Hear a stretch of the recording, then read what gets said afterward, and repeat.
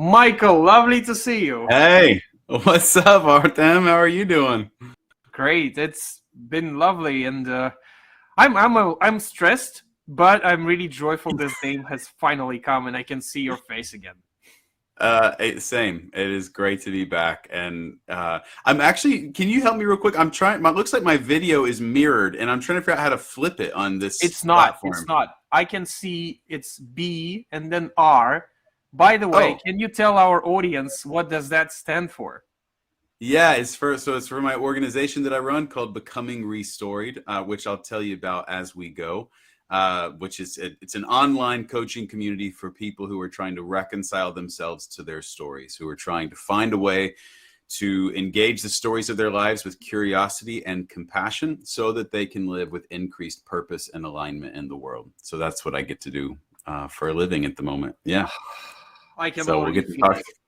Michael, it's all yours. I'm off the air. Thank you so much for being with us. Fantastic. Well, such a joy to get to be here with you all. I have no idea how many people are here or where you're calling in from, but I'm going to trust that we are all here for the same reason, because we believe that stories matter. We believe that stories have the power to cross borders. One of my favorite lines about stories is that the shortest distance between two people is a story. And I have seen that frequently throughout my life.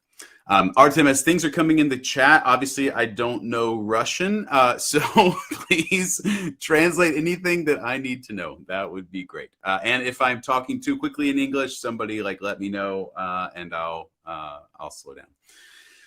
So today, what I want to talk about is this idea that reconciliation is a ritualized process driven by storytelling.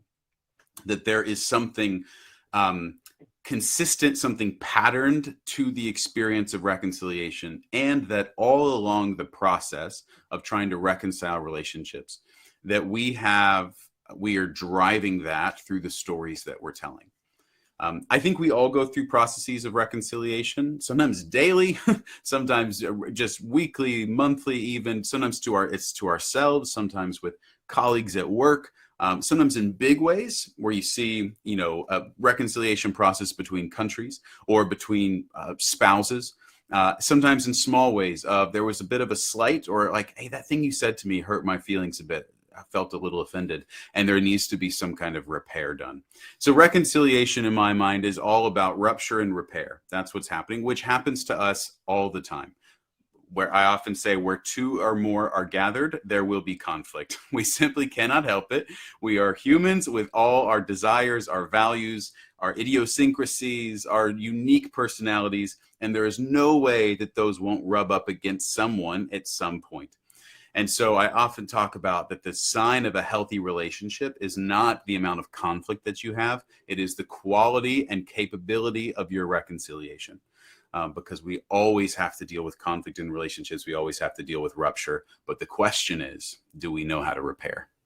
And so that's what I want to bring us into today, is looking at what is that process of repair and what role does story play in that. What I have found is that reconciliation often feels like a roller coaster. Like, it feels chaotic.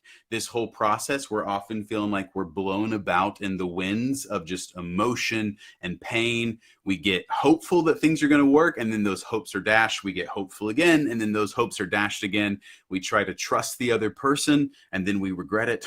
And this happens over and over and over again, and it can feel like insanity. I once had a very deeply intimate and long-term relationship with someone that fell apart, and things had not been good for a while, but it all kind of blew up one day, one December day, and we spent months trying to reconcile through couples therapy, intense couples therapy, trying to decide if we were going to be able to repair the ruptures, and we eventually decided that it wasn't going to happen. But I remember every day felt like just a tsunami, where like I'd get my footing for a second, and then there would be, a whole nother wave that came over me. And I felt like I was getting knocked down over and over again, that there was this sense of whiplash that was happening that I couldn't keep. I remember calling my mom one day and being like, I literally can't keep up with all the things that are, all the changes that keep happening. Every time there's a change in emotion, every time there's a change in landscape, it feels like it's just chaos. And I think this is often what we can feel. And and part of what I think is happening is that we are too zoomed in often to the tumult of each moment. I like the metaphor that I think of, the image, are sailors at sea who get seasick because they're looking down at the choppy waters. And so everything just feels so shaky and tenuous. And that what sailors also know is that one of the best ways to deal with your seasickness is to focus on the horizon. And that there is something really powerful about looking up and zooming out and finding perspective. And that when I was in the middle of this breakup, I was driving one day just thinking about all the things that kept happening. And I suddenly was like, holy crap, this is a reconciliation ritual that's happening. It's this whole and I literally pulled my car over on the interstate to write down this model, this graph that I'm going to draw for you in just a second. Because it hit me that I've got to stop looking down at the choppy waters, and I've got to zoom out and try to take in everything that is, like, see the full picture, get the 30,000 foot view, focus on the horizon. So a bit of just quick background for why I'm talking about these things. I have a master's in conflict resolution and reconciliation, studying in Belfast in Northern Ireland. I've spent significant time in Israel and Palestine, and traveling in South Africa and Rwanda, working in U.S. prisons. I've taught classes on reconciliation and conflict. And most of my work has engaged with people's personal experiences, the stories, their actual stories of what has happened to them. Of trying to figure out how to live well together in the midst of conflict. And so in all of that work, and now, of course, as I mentioned before, that work is happening in terms of the coaching community that I run called Becoming Restoried. So I moved a bit from looking at social conflict and how we reconcile to looking at the conflicts within ourselves and how we reconcile to ourselves. I think of one of Gandhi's lines. He said that we have no hope of creating the nonviolent world if we have not created the nonviolent self. And so these things are always connected. That if we want to deal with social reconciliation, if we want to deal with social conflict, we have to deal with inner conflict. And we have no hope of really resolving inner conflicts if we're not also tending to the external conflicts. They're all in this ecosystem together. So as I have done all this work and was going through my own process of reconciliation, this is the pattern that I began to see. That what was happening, and Artem, again, this looks reversed on my, so this is going to throw me off. Everything looks backwards, but as long as you all can read this, just let me know. Drop in the chat if everything looks fine. Fantastic. So in any reconciliation process, the first thing that happens is that there is a rupture and a recoiling. Now, you're going to notice that every single thing I write is going to start with the letter R. So that's just a little thing that you're going to learn about me, is that I like alliteration and I like things that start with the same letter. So here you go. You're learning about Michael. So there's first a rupture. There's some kind of inciting incident. Something happens, some kind of pain point, and we recoil from one another, right? We want to get away, get out of the house. I've got to go back with find my team, find my allies. We recoil. And at this point, what happens is that there is a story formed about the other. We immediately begin to tell ourselves, we're always telling ourselves stories about the people around us and about ourselves. But here a new story is formed because the character that this person that we're now in conflict with, the character that they have been in our stories has shifted. Now they have a new character description. Maybe they went from hero to villain, or they went from savior to perpetrator, or they went from perfect to complicated. Whatever it might be, something has shifted. A new story has formed. And so we have this rupture and we have this recoiling. Then we enter into the reconciliation process. this ritualized pattern through the first step, which is we re-engage. So now we're coming back together to begin to have the conversation, to begin to test one another out a bit, to see, what's going to happen when we begin to address what has just taken place. And it's at this time that our story is tested. So the story has been formed about, this is now who I think you are. This is now the story I'm telling myself about what you want, what you don't want, what you're capable of, what you're not capable of. And so now we're re-engaging and we're testing out our story. We're seeing, does the person reinforce what is happening? Like the story that I've told myself, that they really are the villain, that they can't be trusted? Or when I re-engage, do I learn that maybe I overextended on the story? Maybe I actually got it wrong. Maybe there's something else here. And so we re-engage. Usually at the beginning of a reconciliation process, things don't get worked out on the first re-engagement, especially for big harms or big ruptures. And so we move to the second piece, which is things get reactivated. The pain is reactivated. Everything comes back up. We're reminded about why we don't trust the person, and we feel that our story is actually now reinforced. That, I was right to believe what I believed. I was right to think that, I couldn't trust you. I was right to think that that this is like just who you are. I was right to think that something shifted. So everything's gotten reactivated. The heat has come up. All the emotions are flaring. The pain is strong. And so what do we end up doing? We retreat. We retreat. We step back. We try to get our space. We often we have to take that break from one another, right? If it's a domestic dispute, it might just be as simple as we came back in the living room to talk, everything got heated, and now we're going to our separate places. She's going to the bedroom, I'm going to the couch, right?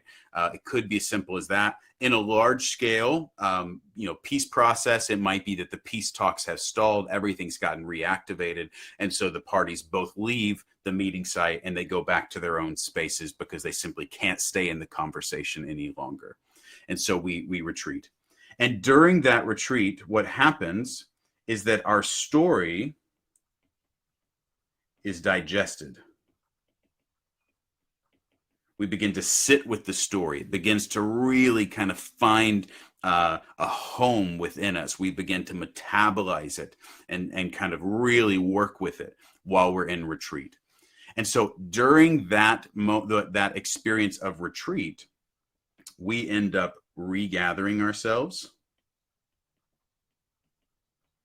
And part of the regathering process is that we're gathering around us also our allies, the people that are going to be supportive of what we're saying, right? I'm sure you all have experienced that maybe you're in a conflict with a boyfriend, a girlfriend, a husband, a wife, whatever might be going on. And one of the first things when things get reactivated that you do is maybe you call mom, you call dad, you call a friend, you'd be like, you won't believe what they just said. Like I tried to come in and have this conversation and they came back at me with this, right? And you call to recruit allies to your cause. It's what we all do in conflict. And so after we've retreated, we begin to regather both our allies around, but we also try to regather our sense of stability. We regather our sense of calm, our sense of groundedness, and our own sense of power and agency. And so it's at this time that we begin to reconsider our story. During this piece, if we're going to keep going in the process, we begin to reconsider the story. Okay, you know what? Whew, I'm calming. I'm not seeing red as much anymore. And maybe it's time to go back and try again. Maybe there's something that I missed. Maybe I was wrong about this. Or it could just be, I need to go back because I need them to hear my story in a different way. But there's some reconsideration that happens to the story that we're telling ourselves about what's happening. And so then we move to the last piece, which is the return. That we make the decision to go back. And this in many ways is the whole crux of the reconciliation process. Because if there is no return, there is no reconciliation.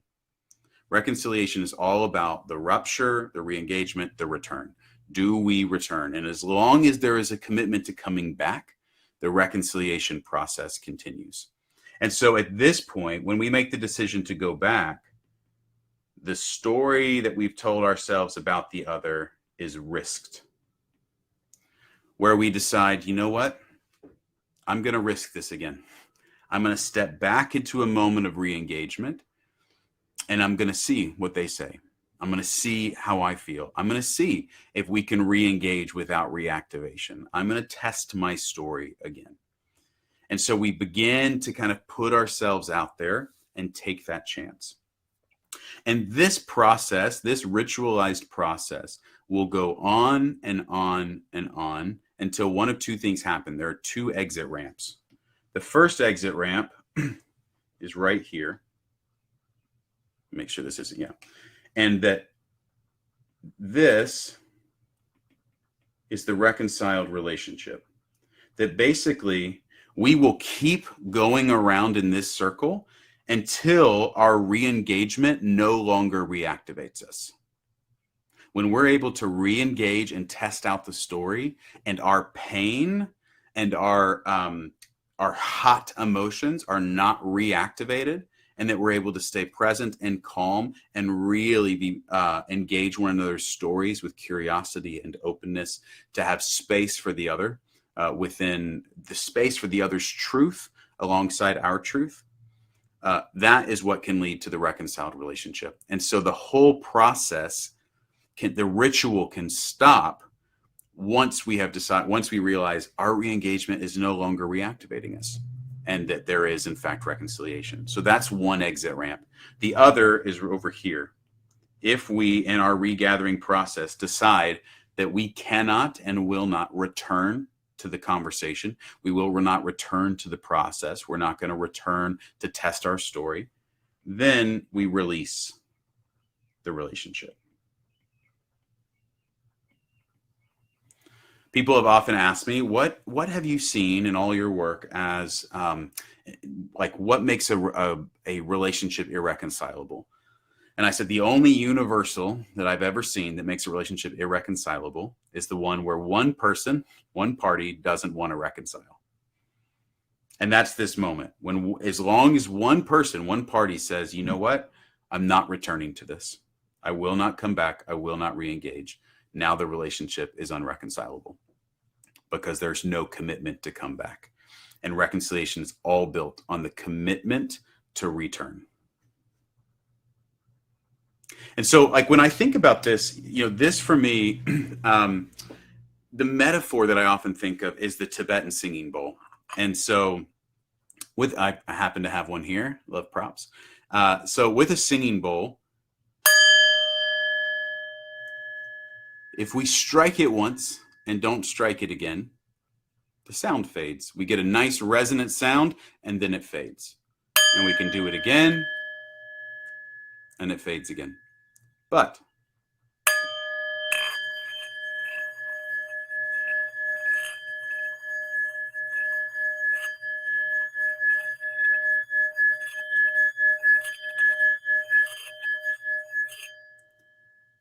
the singing bowl works when you circle it. And the more that I hope that sound came through, the more that you circle the singing bowl, the deeper, the wider, the richer, the louder the sound gets.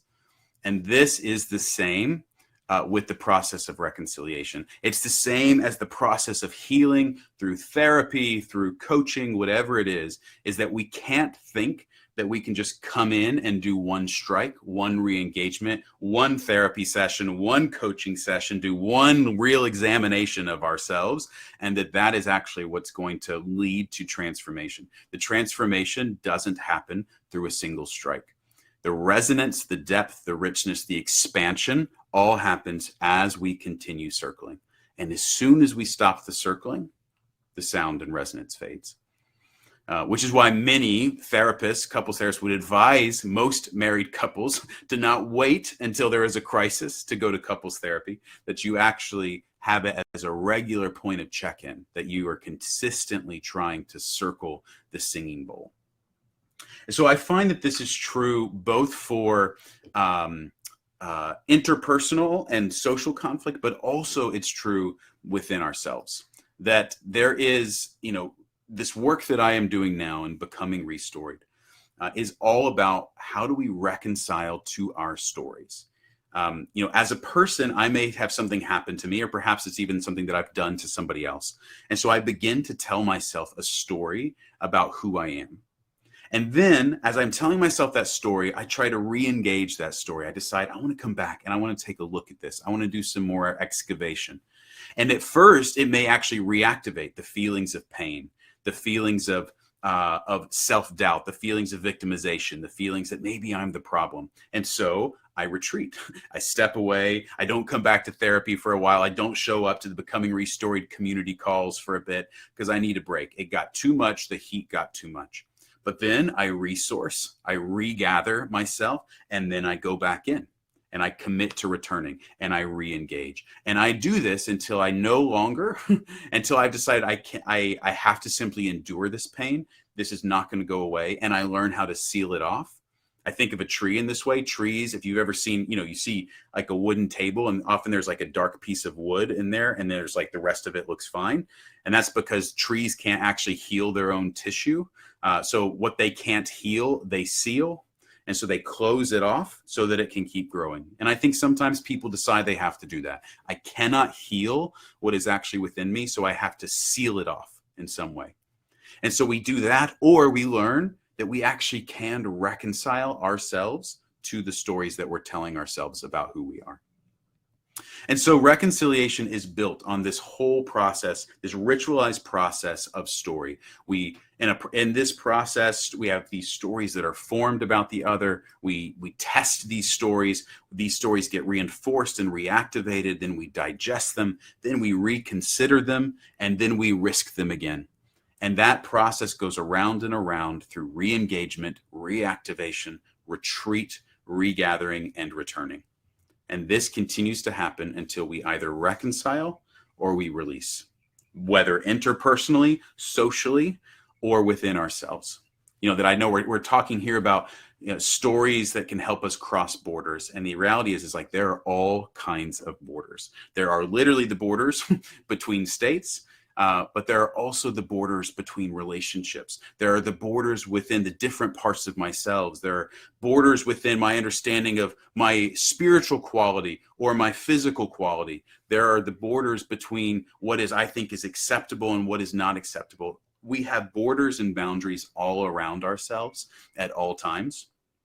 And the story, the way that we tell the story, either pulls us together or drives us apart. Stories, the shortest distance between two people is a story. And so the way that we tell the stories about the other and about ourselves have the power either to pull us closer to one another with curiosity and compassion, intrigue, humility, or to make us retreat and recoil and to decide, I know exactly who you are and I know that I need to stay away. And so if we want to change our relationship to that in which we're in tension with, then I believe we actually have to change the story that we're telling ourselves. So I'll pause there. I think we're close to time. I'm not quite sure how long I was supposed to go. Artem, let me know if I went too long, but I want to give some space for questions. But I hope that this was helpful to get some sense of what I think is happening in the reconciliation process, how it is a ritualized process, and how story actually drives each part of that. So I'll pause there. Thank you so much for listening. And I'm open to any questions that we have.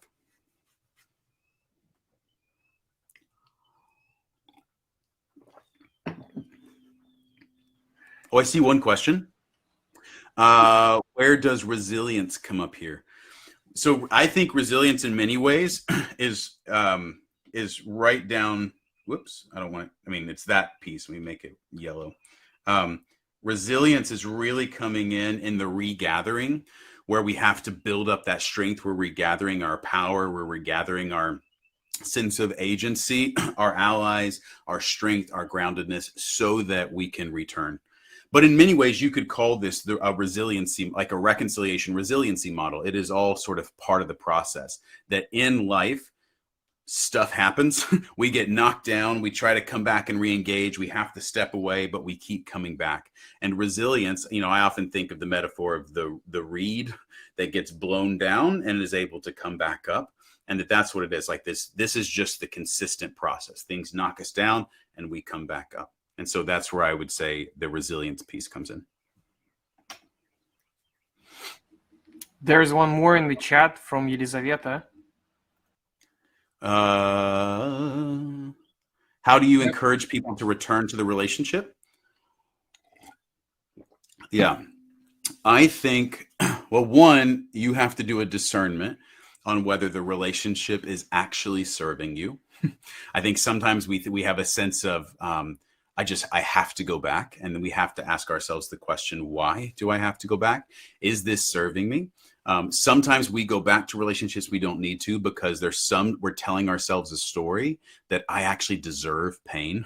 I actually don't deserve to feel good. I actually don't deserve to be independent. We can have all these stories about ourselves that drive us back. And there are some really unhealthy reasons that people return to relationships. So the first thing I would do is work with someone in a coaching conversation around, like, why is it that you feel like you need to return? What are you getting from this? How do you benefit from the return to this relationship? And if they do need to return, then we would do some resourcing around getting clear for them about what is your actual truth. What is the truth that you need to communicate? What's the truth of your story? How is it that you can communicate that truth in a way that is authentic, but that also is hopefully going to be heard and received by the other? Because if there's an interest in reconciliation, there's a sense now in the therapy world, of which I spend a lot of time, that like all that matters is just speaking your truth, and it doesn't matter how people receive it. You're not responsible for anyone else's emotional experience, which is a lovely, like, self-help, independent kind of way to live, but it doesn't work very well. And as a rule, if you have hopes of having good relationships with people, like, you have to be somewhat interested in how people will receive what you say, what their emotional reaction would be, because you live in relationship with people. We're not islands. So when I'm often doing conflict coaching with people, I'll work on, what is your truth? What is it that you need to communicate? And if you say it in this way, how do you think they'll respond? Is that the response that you want? No? Okay. Is there another way that you can say what is true that you think might actually land, that might get through to them? So I always encourage people to return with the truth of their story. Let me draw one more thing for you. And so in conflict resolution theory, there's something called the Venn diagram. And that is positions, interests, and needs. So PIN. That looked too confusing. PIN. Positions, interests, needs. Idea is that mostly when we come into conflict, we spend our time arguing the positions. You did this, I want this, and this is just where we go back and forth. And rarely anyone has ever changed their mind in conflict because you out-argued their position. Usually the more that you argue the position, the more rooted we each get in that, because it's threatening our sense of social standing, our social belonging, and we have to dig in our roots to convince ourselves that we're actually right, and then we find our people that reinforce that. But that if you actually want to reconcile and you want to heal a relationship, you have to get down here to the level of needs. What are we each actually needing? Because that's where we're likely going to find the common ground. And so when I'm working with people on a return to a relationship, I would be working on how do you communicate your human need through an authentic story that also has space for their truth and that they can receive it as alongside their own experience. It's a long answer. I hope that's helpful.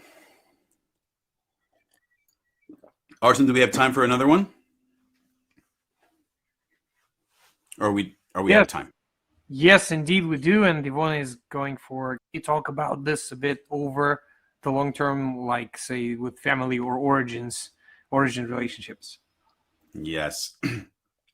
I think, in many ways, this cycle of reconciliation can happen in the course of a day, right? If you're doing a mediation, like we could go through this all in a day, or this could be a process that is happening over 20 years, where it might be that we re-engaged, something doesn't go well, we get reactivated. And I was just talking to a friend the other day who said, I got some real trouble going on with my parents, and I've been estranged from them for 5 years, right? So she's been in the retreat and regathering phase for 5 years, waiting to decide, am I going to return?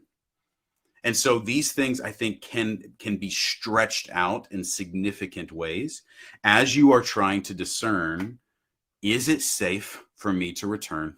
What is the likelihood that re-engagement is going to lead to reactivation? And if I return, is there anything actually of benefit here? Like, what am I really looking for? There's a saying here in the US that you don't go to the hardware store to find bread. So in other words, like, don't go to a place to look for something that place doesn't supply, that place is incapable of giving to you. And so that's often the experience with a lot of people and their families of origin, is that we have this longing for something from our parents or from our families of origin.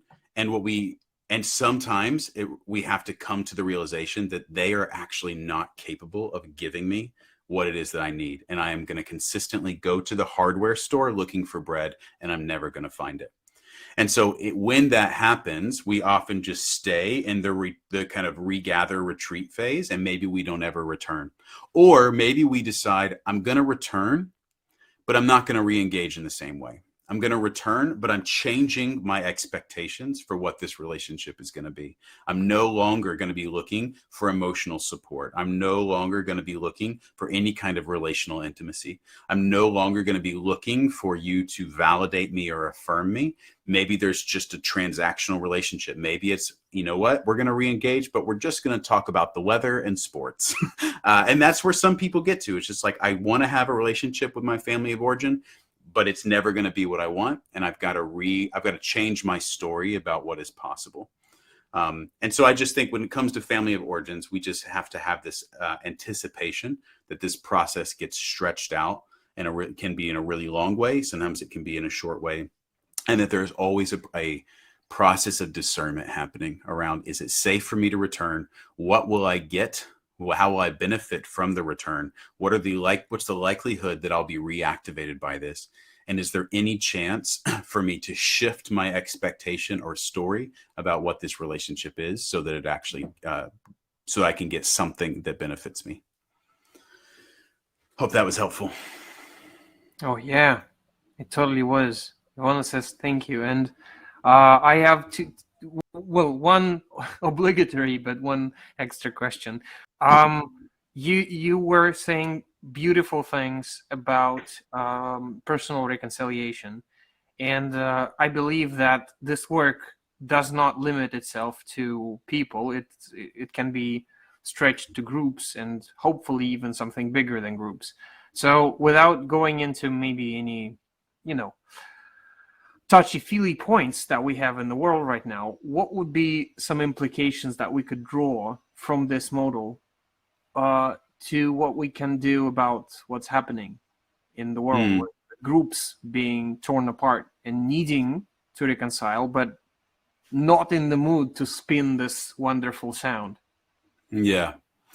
I mean, I think there's a degree to which what the gift to me that this process, like that a chart like this gives, is that if I find, you know what, I am not in a place to engage, I'm not in a place to be working on reconciliation, it doesn't mean that I'm actually out of the reconciliation process. It may just mean that I'm sitting down here. Right. And so I think it can help give this sense of, it's not that I'm like that I don't belong, that I'm uninterested in reconciliation, that this is never going to happen. It just provides an awareness that I think I'm in the retreat phase now, that this is part of the process. The process doesn't, the circle is incomplete without the experience of retreat. We have to be able to step away. So I think we can normalize and validate that experience. And then, the other thing I've often talked about is that I have a talk that I do called How to Dismantle an Enemy. So how do we break down the whole notion of enemy?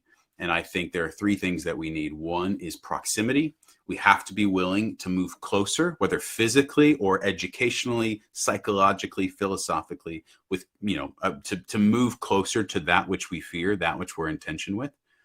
And that when we move closer, we have to also then be cultivating humility. This question of, has it ever occurred to me that I might be wrong about what I have believed about the other? Is there anything within me, even a small little piece, that says maybe there's more?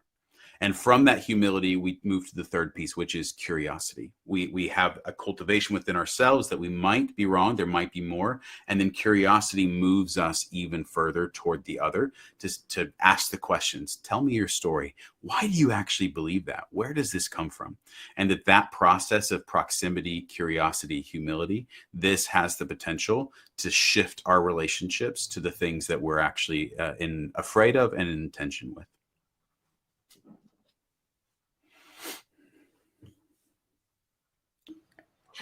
Great answer. Thank you so much. Michael, it's always such a pleasure that you bring your whole self to it and share so intimate points and remake them, restory them into something useful for the people who gather here. I think you totally deserved all the fires that are going to light up, right, guys? Let's give Michael some gratitude for what he has brought. And Michael, while the fire is raging, I want to ask you this question. So your story actually proves the point that everyone can reconcile. That's a meaning that, well, there is an ability to reconcile. That's a meaning that could be instilled and inspired into other people, and that would build more bridges. So what's one more meaning that you would like to inspire people to believe, to build bridges, of course? So when I do a lot of my story work with, especially in leadership story coaching, I talk about the heliotropic principle, which is the idea in biology that plants grow toward the sun. If you put a plant in your house and there's a window, it's going to start working its way there. And the same thing applies to people, that people grow toward the stories and images put in front of them, especially if they are light and bright and warming. And so that if we want people to change their behaviors, we have to tell a better story that they can grow into.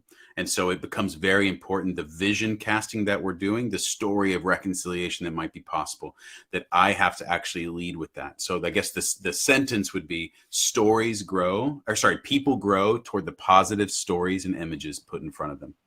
And hopefully that can be part of what brings us back. Perfect. This is indeed a bridge to a brighter future. Michael, thank you so much. It's been such a pleasure. You're such a gift. Thank you. It's such a pleasure to be here. Thank you for the invitation. Love what you're doing. It's amazing. Yeah. Thank you so much. Can we keep some fires for Artem, by the way? Show some love for what he has done in creating this whole thing. I'm expecting at least 50 fires down there for Artem. It's just fantastic. Great work. Okay, well, I'm all getting red. Happening in your world with all the, we're up to 100. Oh my gosh, look at this. This is incredible. Look at that love. Feel that love. Hope you can feel the heat. Thank you so much. You're so generous. Okay. Happy to do it. Thank you. Good luck with the rest of the conference, man. Thank you. Stay and watch as much as you can. And thank you so much. Thank you. Appreciate it. This was Michael McRay and his incredible speech on reconciliation. And wow, it's every time the speaker goes online, I'm like, I should just listen instead of hosting this thing. Okay, well, time to work. Our next speaker